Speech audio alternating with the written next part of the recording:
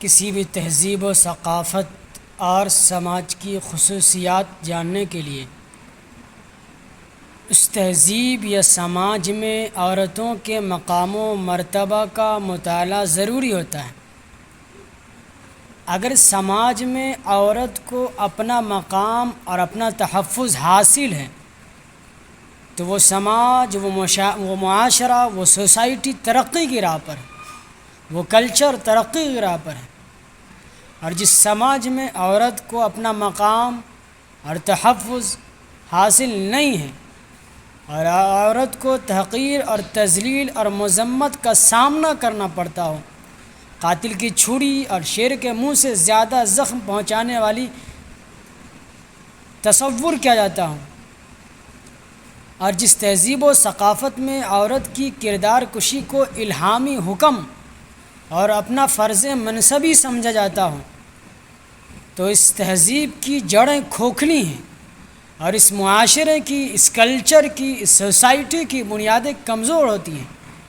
اور وہ معاشرہ، وہ سماج، وہ کلچر تنزل کی راہ پر گامزن ہوتا ہے۔ ہندوستان ایک ایسا ملک ہے جس میں عورت کو دیوی بنا کر پوجا جاتا ہے، چاہے شری رام کی بیوی سیتا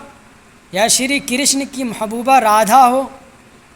یا برہما کی بیوی سرسوتی ہو، یا دوسرے لوگوں کی بیوی، اسی طریقے سے لکشمی جی ہوں، یہ ساری عورتیں دیویاں ہیں۔ ہندوستانی تہذیب، ہندوستانی ثقافت، ہندوستانی کلچر و معاشرت میں تقدس کی حامل ہیں، ان کی پوجا کی جاتی ہے، ان کے نام پر بڑے بڑے تہوار منائے جاتے ہیں، خوشیاں منائی جاتی ہیں۔ جہاں عورت کی پوجا ہوتی ہے وہاں دیوتا قیام کرتے ہیں، جیسی مثالیں دی جاتی ہیں۔ ان سب کے باوجود اگر اس تہذیب میں عورت کو اپنا مقام حاصل نہیں ہوتا ہے، اپنا تحفظ میسر نہیں ہوتا ہے، بلکہ اس کے حقوق کو پامال کیا جاتا رہا، اس کے مقام اور مرتبوں کو پہرے تلے کچلا جا رہا ہوں، عورتیں استحصال کا شکار ہوں، جنسی تشدد کا شکار ہوں، جسمانی تکلیف، زدوکوب، چھیڑ چھاڑ اور اغوا اور عام کا شکار ہوں، اس کی اسموکنگ ہو رہی ہو، اسے منڈی میں فروخت کیا جا رہا ہو، اس کی عصمت دری کی جا رہی ہو، اس کی اجتماعی عصمت دری کے واقعات سامنے آ رہے ہوں اور یہ تیزی سے بڑھ رہے ہوں، قتل کے واقعات بڑھ رہے ہوں، تو اس تہذیب اور اس کلچر سے وابستہ لوگوں کے لیے یہ لمحہ فکریہ ہے۔ انہیں سوچنے اور غور و فکر کرنے کی ضرورت ہے کہ جس سماج میں عورتوں کو دیوی کا درجہ دیا گیا ہو، کیا اس عورت کا مقام و مرتبہ اور ادب و احترام باقی ہے، محفوظ ہے بھی یا نہیں ہے۔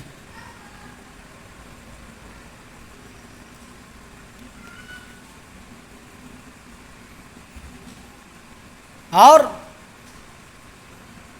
اس عورتوں کا مقام اور اس کا مرتبہ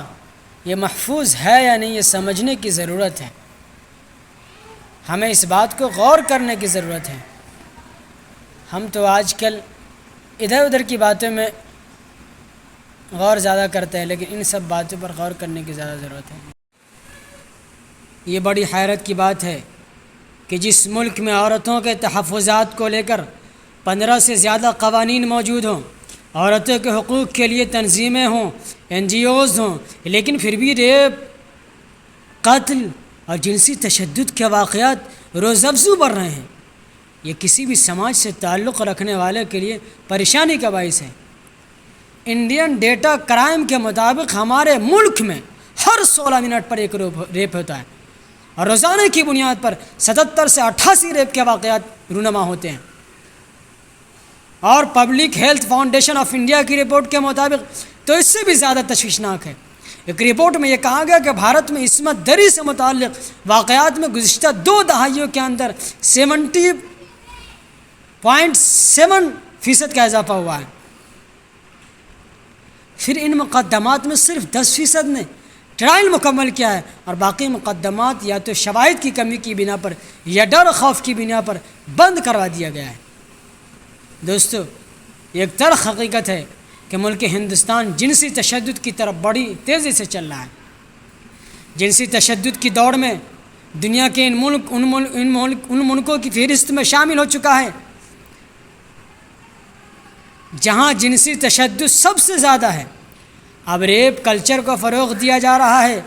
اس میں ملوث مجرموں کو معافی دی جا رہی ہے، ان کا استقبال کیا جا رہا ہے، انہیں مٹھائیاں کھلائی جا رہی ہے، انہیں سیاسی حلقوں میں پذیرائی مل رہی ہے، انہیں برہمن اور اعلیٰ ذات بتایا جا رہا ہے، انہیں مہذب مہذب کہہ کر تہذیب کو داغدار بنایا جا رہا ہے۔ اب سماج کے بدبودار لوگ یہ کہتے نظر آ رہے ہیں کہ لڑکے لڑکی ہی ہیں، وہ غلطیاں کرتے ہیں، کیا اب انہیں عصمت دری کے لیے پھانسی دی جائے گی؟ گھر والوں کو چاہیے کہ اپنی لڑکیوں کو سنسکار سکھائے۔ اس طرح مجرموں کو، قاتلوں کو، کرمنلوں کو اور جن سے زیادتی کرنے والے سماج کے دشمنوں کو بڑھاوا دیا جا رہا ہے۔ دوستو، یوم آزادی کے موقع پر ملک کے وزیر اعظم لال قلعہ سے عورتوں کے حقوق کی بات کرتے ہیں، ان کی تحفظات کو لے کر بڑے بڑے لیکچرز دیتے ہیں، ان کی ترقی، ان کی تعلیمی اداروں میں اور دیگر اسپورٹس کے میدانوں میں ان کی نمایاں کردار کی دہائی دیتے ہیں، لیکن زمینی حقائق پر بالکل خاموش نظر آتے ہیں۔ ان کی طرف سے ایسے مجرموں کے خلاف اور اپنے ملک کی بیٹیوں اور دیویوں کے حق میں خود وزیر اعظم اور ان کی پوری کابینہ خاموش رہتی ہے، جبکہ بیٹی بچاؤ بیٹی پڑھاؤ کا نعرہ خوب زور و شور سے دیا جاتا ہے، ناری سمان کو لے کر خوب واویلا مچایا جاتا ہے، لیکن حقیقی معنوں میں آج نہ بیٹی محفوظ ہے اور نہ ناری سمان کا وجود باقی رہ گیا ہے۔